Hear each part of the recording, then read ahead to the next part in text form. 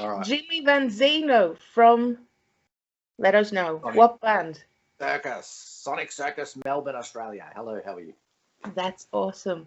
You released a single just a few weeks ago, Aeroplane. Yep. What have you heard about it? We've had a really, really good reaction, actually. It's been very, very cool. You guys at Maolic Rock Blog were the first, which was really cool, and thank you so much for that as well. And yeah, we've had some really good reviews, got a lot of shares, a lot of people talking, which has been great. And we've got another one coming out on September 25th, the second video. It's for a song called Over the Line, which is actually, it's a performance video, which is something different for us because everything we've ever done has only been lyric stuff. So we've done a performance one this time, which is a little bit different. So hopefully people will like it. We'll soon see. But yeah, the response has been great so far. It's been much expected, which is cool. Yeah. Yeah, I really enjoyed it myself. I've been listening to it over and over again. It's perfect music now when it's getting darker over here. Yeah, true. It would be. Yeah. This next one's a little bit more, it's actually very different to that one. It's a much more upbeat, rocky sort of song, not as technical or anything like that. So yeah, it'd be interesting. Bit of a difference. So what's your background, you and the other guys in the band? Where do you come from before this? So we were in a band here in Melbourne called Dead Star Renegade, and we put an album out. The album will be 10 years old next year, 2011 it came out. And we kept that band going for a few years, on and off, sort of touring around Australia. We didn't get overseas at all with that one. And then we kind of finished up. There was a few issues inside the band, just normal band crap that everyone goes through. And we finished that one up, and Vic, the guitarist in Sonic Circus, had purchased a lot of recording equipment just before Dead Star Renegade finished. And so it would have been probably 6 weeks or so after we finished up with that band, and he called me and said, "Hey man, look, I've got this recording equipment that I'm not using and I want to use it." And, we had songs that he and I had written whilst Dead Star Renegade was still going, but obviously they didn't get played live or recorded or anything like that. They were songs we're working on. So he said, "How about we work on a couple of those songs that we were doing?" And I said, "Yeah, why the hell not?" And so we just sort of started doing some stuff backwards and forwards. And then Alan, who was the other guitarist in Dead Star as well, we gave him a call and said, "Look, we're going to record these songs. Do you want to whack the second guitar on them all?" And he did, and then we've sort of gone on from there. But it's been a very long process with this band because Vic had to move overseas for work for about 12 months. So he ended up in Texas for a while. And so we were trying to sort of send songs backwards and forwards over the internet, but it was a lot more difficult than I thought it was going to be. And just with time differences and stuff like that, it was very hard. So everything kind of went on the back burner, from there. We were still doing stuff, but not in any meaningful way. We were just sort of trying to put some songs together. And then eventually he came back and we started up again, and now here we are with this one. Yeah. So you're planning to release a full album, right? Mm-hmm. Do you have any dates on that? I haven't got a date on that as yet, a closed, a proper date, but I think it will be the second week of November, which I think is like the 13th or something. But it's around that time anyway, that week. Yeah. Looking forward to it. Yeah. So we're going to release, so we've got another single coming out on the 25th of September, and then we're going to do the third single a few days before the album release, and then we'll drop the album and see what happens from there, I suppose. Yeah, because right now there's chaos in this world. So did you have any plans before all of this on how you were going to promote it that aren't working now? No, we didn't. We're the kind of people who just we kind of fly by the seat of our pants. There's no real plan as such. Like, we've got an idea of what we want to do and how we want to do it, but we're very open to changes and that sort of stuff. And that's kind of why I said to you, I don't even have a firm date for the album release yet. It's only like, what are we, August? No, we're in September now, aren't we? September. Yeah. It's only like three months or 2 months to go till November, and I haven't even got a release date because we might just change it. But we need to settle on a release date very soon, obviously. So yeah, we've just gone about it. We have like a weekly sort of meeting at the moment because we're all in lockdown in Melbourne, so where I am. So we can't actually see each other in the same room. So we've been doing, and it's been like that for 6 weeks now, and we've got another couple of weeks to go. And yeah, so we've been doing Skype meetings and stuff like that, and just sort of trying to get a plan together because it is so difficult at the moment. No one's really quite sure what to do, but I guess you got to sort of, at some stage, you've just got to sort of take a chance and just put it out there and go, whatever happens, happens. Yeah. I don't know. It's a strange world. It's a very strange world and a lot of weird things happening. And yeah, I don't know. I mean, I know a lot of bands around in Melbourne here are kind of holding off till next year now before they release stuff. And I just sort of think, you know, who knows what's going to happen in 6 months' time. Yeah. Might put it out and get on with it, you know. Sure, and right now I think us listeners, we need new music right now. Yeah. We need something new to hold on to. Yeah. Well, I was thinking about it the other night, Pauline, and I was like, by the way, can you hear my dog snoring in the background? Yeah. Snores like it's mad. I need to wear earplugs. Anyway, sorry. What was I talking about? Yeah, I think a lot of people at the moment, you know, there's so much doom and gloom going on that, you know, there's got to come a release. You know, there's got to come a point where you just want to sort of let go and have a little bit of fun, you know, and get some music and stuff and try to stop focusing on all this negativity that's going on all the time. So that's kind of how we're thinking. We'll just put it out, and if people like it, then awesome. And if they don't, oh well, we'll do something else next year. And we're thankful. We're thankful. Something to look forward to in all of this. Yeah, that's it. Yeah. Well, listening to Aeroplane, I felt like it's a bit of progressive rock, a lot of technical stuff, and I really enjoyed it. But I was thinking, who inspired you when it came to creating this kind of music? Yeah, that's a good question. Well, I'm from more of a hard rock background. So when I was a teenager, I was massively into thrash and, you know, death metal and all that sort of real heavy stuff. And then as I got older, I started to appreciate hard rock a lot more. I was into hard rock at the time as well, but, you know.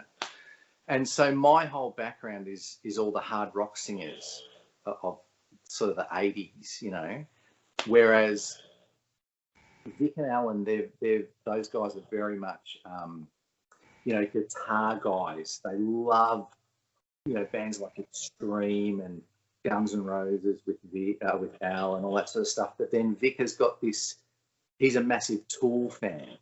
And so when you listen to the album and sort of each of the songs as well, there's these little interludes between songs with little bits of effects and stuff like that. And that's pretty much come from Vic and his Tool and prog sort of band influence. We sort of just let him go and go, dude, you go and do whatever you want to do with that.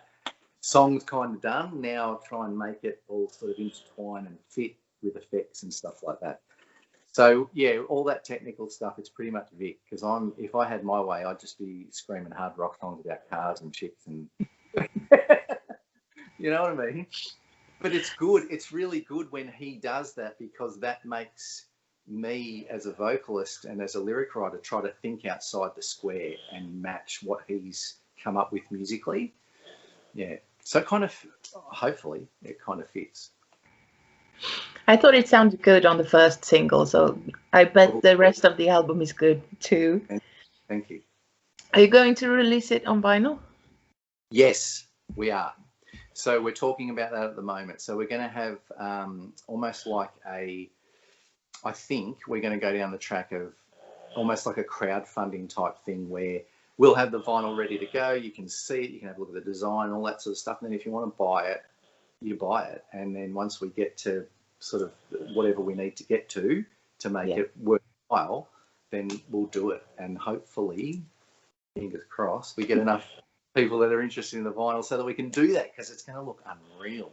The cover, awesome. Vic did the cover for it, which we haven't shown anyone yet, and it looks really cool. So I just want to get it on vinyl, because I'm an old dude and I grew up with vinyl. Yeah. So to have your own band on vinyl, like, that's a massive thing. It's huge. So really exciting. I saw this great comment on Facebook the other day that when I grew up, we couldn't dance when we listened to music because the pin's going to jump. Exactly. Spot on. Yeah, I've got a big box of vinyl in my garage, and there's scratches everywhere, because when you're a kid, it's nuts, you know. Yeah. Yeah, I remember my dad had this box with all of his vinyls and my brother's vinyls as well, and I always picked up the Kiss vinyls. Yes. My brothers, like, they brainwashed me from when I was born to listen to Kiss, you know. Absolutely. My favourite band of all time, Pauline. Yeah. The greatest in the world. The hottest band in the land. Oh, yeah. You wanted the best, you got the best. That's the thing. That's the stuff. That's right. Looking back, I feel like you've always worked with music. Yeah, I have. I've been in bands since I was about 17, 18, and I'm nearly 50 now. Well, I'm a few years off, but I'm getting there. So yeah, it's been a long time. Yeah, done a lot of bands. Always, that's sort of just the thing that that sort of I feel like I have to do. Like, it's part of me, if you know what I mean. Yeah. Like, it was Father's Day here in Australia on the weekend, and I got a bass guitar, and I've got no idea how to play it. And I've got a guitar, and I've got no idea how to play that. And I've got an electronic drum kit, which I can play, and a keyboard, which I don't really know how to play, and a microphone, which I can sing into. So I've kind of got a whole band thing there, but I don't really know how to use any of the instruments. But it's because it's kind of part of who I am. It's just like, that's what you do. You just try to do music. Yeah. That's what, you know. Yeah, it's a good thing to have at home. You can always jam with friends when they come over to party and stuff like that. Well, and I've got 3 kids, 18, 15 and 16, and none of them like the type of music that I like, so I cannot get them to join my family band. The Partridge Family. The Partridge Family. That's exactly right, and they won't do it. Anyway, what do you do? Yeah, well, at least they're individuals, right? Exactly, yeah. So, okay, so you've got about 30 years of musical business behind you. What's been the weirdest thing connected to music that you've gone through? The weirdest thing? Well, in Australia, I don't know if you know of the band Savage Garden from the 90s. Oh, yeah. They were massive in Australia. They did quite well around the world. Anyway, now I remembered. Yes, I know. Yeah, really big songs worldwide. And one day I got a phone call out of the blue from their manager, and I don't even know how he got my phone number. And it was in another band that I was in at the time, and he rang me up and he said, "Oh, I got a copy of your CD. Really love it. Want to hear some more songs, and what else have you got?" And I'm thinking, like, this guy was, he was like big time. You know what I mean? Like, if you get in with this bloke, you're set. You know what I mean? And so it was this massive opportunity. But the only problem was when he called me 2 weeks earlier, the band had broken up. And nobody knew. And none of us were talking to each other. So obviously, I made contact with the other guys and said, "Listen, you got no idea who I've just spoken to, and he wants to hear some more. stuff, you know. And immediately everybody jumped back in, even though we weren't really talking to each other. Everyone jumped back in. And we had these songs that we, you know, had laying around, so we tried to record them. But back then it was all, you know, the home recording situation was pretty ordinary 10, 15 years ago. So it was very, very difficult. And we did it, but what we sent in was very much subpar. And obviously I didn't hear from him again.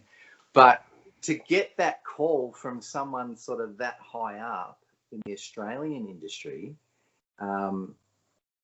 even though my band had broken up, that was pretty weird. I can imagine. It must have really felt like I'm on the right track. I've done something right. It was like, why did we break up for then? You know, but then we did the songs and nothing came of it, and then we broke up again. But we're all friends now, so it's okay. That's great. Strange time. Yeah, everything's strange. Yeah. So today you've got Spotify, iTunes, YouTube. You can spread your music just about anywhere. Yeah. How do you feel about that? Is it good to be able to promote yourself? Or does it feel like you're losing because people can listen to it for free? Nah. I mean, I think from when I started, you know, to where it is now, as far as being able to promote your band, you know, overseas, especially now, it's awesome because, you know, like I started doing it in 1990, and we were still, I think CDs were only like a year old back then. Everyone was still listening to vinyl and cassette tapes. And to promote your band was, especially in Australia, where, you know, rock and metal just was never anything that anyone from overseas was ever interested in. It was impossible. You know, you just couldn't do it. So to be able to do that now is an awesome thing. And I think that as far as people listening to it for free goes, well, I used to be really fussed by that.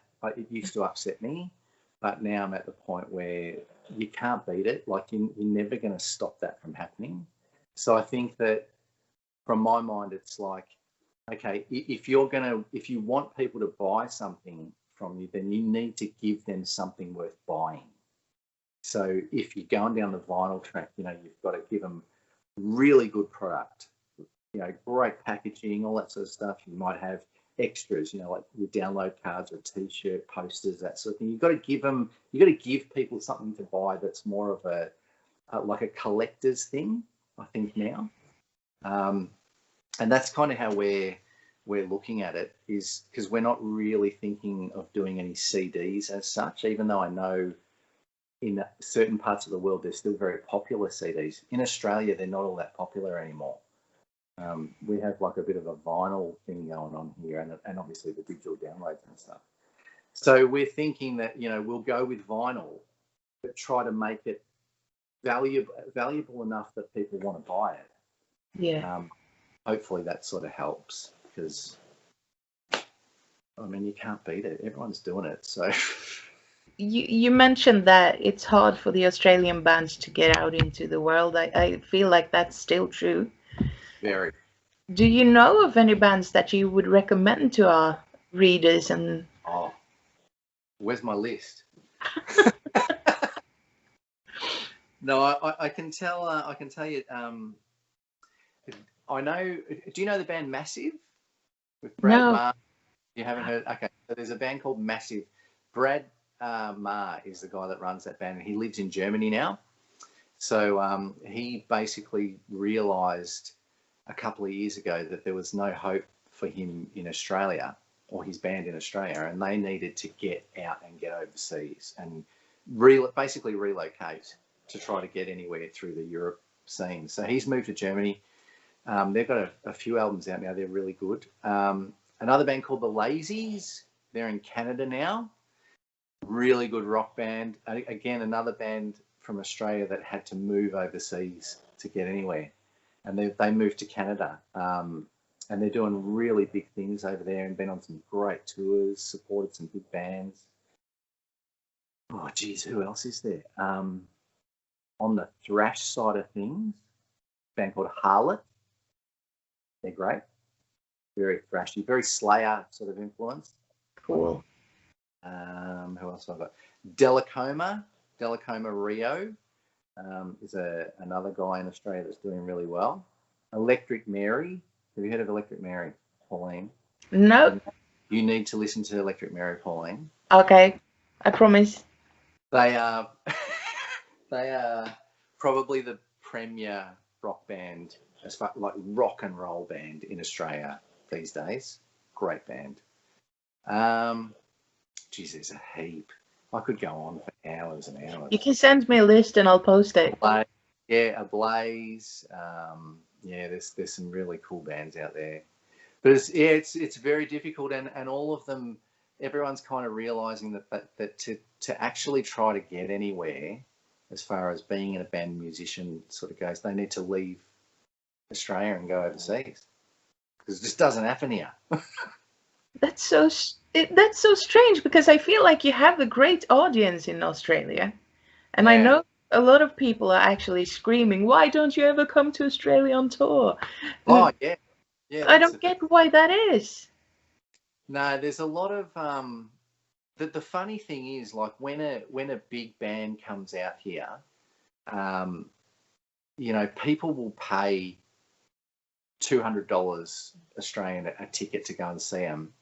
Yeah. And it might be like the second or third time they've seen that band, but they won't pay sort of $10, $15 to go to a local show.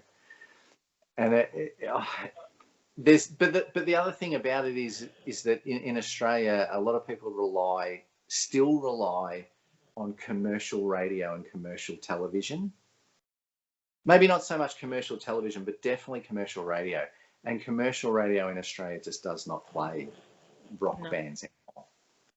So no one's getting the exposure to the big public, to hear them. And so it's all just word of mouth and underground. Yeah, it's just the way things are here, unfortunately. So what you're actually telling me is that I should move to Australia and start my own radio station. Absolutely. Yes, you should. And you'd like it here. It's nice. Well, not right now. Actually, no, don't come right now.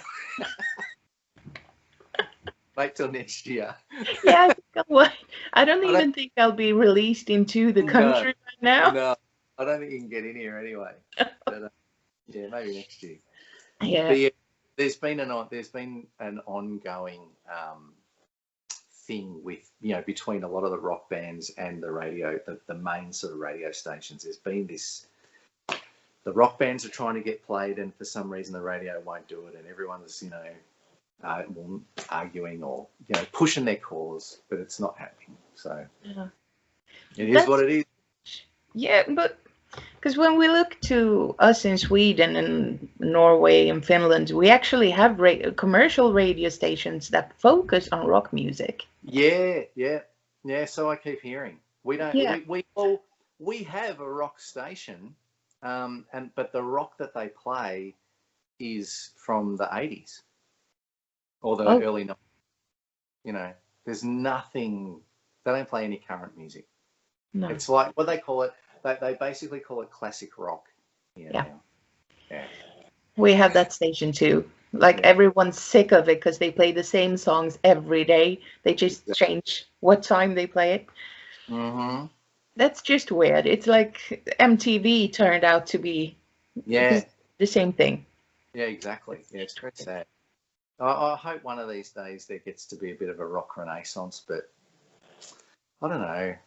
Maybe it is in Europe. I mean, I hear great things. All I hear, everyone that goes to Europe, all the bands, the Aussie bands that go to Europe and come back, they all say, "Oh man, it's so much better over there. You can get airplay. You can get people to come to your gigs. It's amazing." And it's like, wow, and we sort of look back here and go, get over there one of these days. Yeah. It'll change someday. It'll change. I hope so. Yeah. Yeah. We'll see. And you'll be a part of it with this new. That's it. We just keep fighting and see what happens. But yeah, I mean, everyone here knows now that if you really want to do something, you have to leave. Yeah. And it's sad, but that's what it is. Can't do anything about it. No. No. Well, let's finish this off with you Right. telling our viewers and listeners and readers why they should buy the album. Ooh. All right. Why should they buy the album? Well, all right. Well, so the album is going to be available on all your digital platforms, and that's cool. Yes, but the only way you'll be able to buy it will be on vinyl. So if you are a vinyl nerd like me, and like so many other people, we're going to give you all 6 tracks on the album, plus we're going to give you a bonus track which no one has heard, and it'll be on the vinyl as well, which is really cool. It's actually a song I wrote for my wife, which I'm very proud of. And we're going to put that out as the bonus track. And then we're also, at the moment, working on another EP of songs that we're hoping to get released around the end of the year or early next year. And that will go to all the people who buy vinyl as well. Cool. So we won't be necessarily releasing that online until further down the track. But if you buy the vinyl, then you'll get these. I think it'll be 5 extra songs all up on the vinyl. So hopefully, and I think it sounds better on vinyl too. We've had it mastered vinyl, so it's gonna come out sounding really good, hopefully. So I hope that convinces people. I think it will. I think it will. That sounds awesome. We're also going to do some T-shirts. Look, I'm wearing my own band's T-shirt, which is very embarrassing. But we've got these T-shirts. I don't know if you can see that very well. Yeah. But yeah, so we're going to do a T-shirt for each single. So I've got there's another one on the go for the next single on the 25th. And then we'll do another T-shirt for the 3rd single as well. So we're trying to sort of mix things up a bit with merch. And yeah, that all goes along with the vinyl. There you go. Else pitch, Pauline. Well, my wallet's going to be so empty for Christmas. I won't be able to buy presents for anyone. It's you, and then Tigers of Pantang are releasing their reissue of Ambush. Yes. I just have to have that. That was great. Are they're still doing stuff, yeah? Yes, they're still doing stuff. They released an album called Ritual just a year ago. Oh, okay. And it's really progressive, and yeah, it's great. Just listen to it. It's on Spotify. Oh, awesome. Yeah, thank you. Yeah, thank you. Thank you so much, right, to you and Magnus for all the support you guys have given us. Like, you guys were the first to really sort of get on board and show some interest in what we were doing. And so that means so much, because when you're in a band and you're writing these songs and you're recording them and you're putting them out and you're thinking, God, what if everybody hates this? We're just wasting our time. And then to get the really good feedback from you guys was awesome. So I really, really appreciate it. Thank you so much. We love great music, and what you do is great. So that's why. Beautiful. Love it. And we'll do another interview after the album's been released. Yeah, cool. We can make a Christmas special. Yes, I'll wear a Santa hat. I've got a wicked Santa hat. That would be awesome. That would be so awesome. Let's do it. All right. Lock it in. Yeah. Whenever you're ready, you let me know. Absolutely. All right. So you have a great evening now, and I'll continue with my day over here. You have a good day. Yeah, I will. See ya. Bye.